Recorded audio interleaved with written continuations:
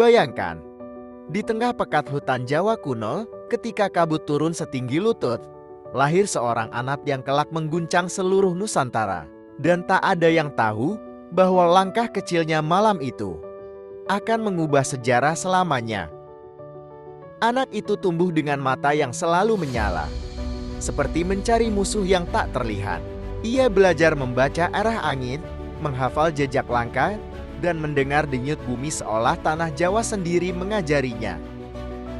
Setiap malam, ia duduk di atas batu besar, menatap bulan, mendengar kisah leluhur dari embusan angin.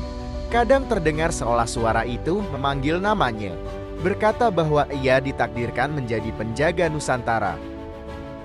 Ketika usianya menginjak remaja, ia telah mahir berpisau, bertombak, dan menangkap gerak musuh sebelum musuh bergerak. Para tetua desa berbicara pelan. Dia bukan anak biasa. Ia membawa bayangan masa depan. Hingga suatu malam, kampungnya diserang perampok bersenjata. Tanpa ragu, pemuda itu berdiri paling depan dan dalam satu teriakan, ia mengubah malam gelap menjadi awal legenda. Keberaniannya terdengar sampai telinga prajurit Majapahit. Ia dipanggil diuji dan dengan ketenangan yang menggetarkan, ia mengalahkan lawan-lawan yang 2 kali tubuhnya. Para senopati saling menatap. Mereka tahu, pemuda ini bukan sekadar kuat. Ia memiliki kedisiplinan seorang pemimpin perang. Dia diberi tugas pertama, menjaga jalur dagang dari para perompak laut. Dan seperti badai yang tak terduga, ia menyergap mereka satu persatu. Dalam setiap pertempuran, ia tidak hanya menang. Ia mengatur, membaca, dan mengendalikan medan perang seperti sudah melihat masa depan. Majapahit mulai mempercayainya. Pelan, tapi pasti, ia menjadi tangan kanan para panglima. Dan namanya mulai berbisik di setiap pos penjagaan. Ketika pemberontakan Kuti mengguncang istana, pemuda ini bergerak tanpa menunggu perintah. Ia menyelamatkan raja. Dan sejak itu, nasibnya berubah. Raja melihat keberaniannya dan memberikan kepercayaan yang lebih besar. Jadilah Bhayangkara, pelindung utama kerajaan. Sebagai Bhayangkara, ia bertarung bukan hanya melawan pemberontak, tapi melawan intrik, pengkhianat, dan bayangan yang bersembunyi di balik tirai istana. Keahliannya mengakhiri perang dalam sekejap membuatnya dijuluki pemadam api kerajaan. Jika ada masalah, dialah yang datang. Hingga akhirnya, saat dunia Majapahit membutuhkan pemimpin baru, ia berdiri di depan tahta, menerima gelar Patih Amangkubumi, dan seluruh Nusantara mulai bergitar. Di tengah rapat besar para pembesar kerajaan, ia berdiri dengan suara berat yang memecah sunyi. Ia berkata, "Aku tidak akan menikmati palapa sebelum Nusantara bersatu." Para bangsawan terdiam. Ada yang kagum, ada yang takut, karena sumpah itu bukan sekadar kalimat, itu ancaman bagi raja-raja kecil di seluruh Nusantara. Mulailah penaklukan. Pasukan Majapahit bergerak seperti gelombang tanpa henti.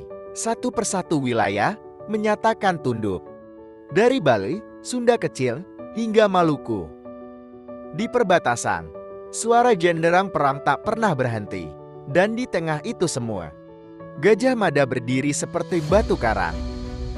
Kerajaan demi kerajaan jatuh bukan hanya karena perang, tapi karena strategi licik, diplomasi keras, dan ketegasan sang patih. Kekuasaannya memuncak.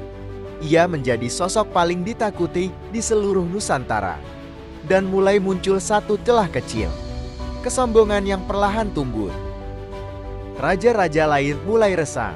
Mereka bertanya, apakah Gajah Mada ingin bersatu atau ingin berkuasa?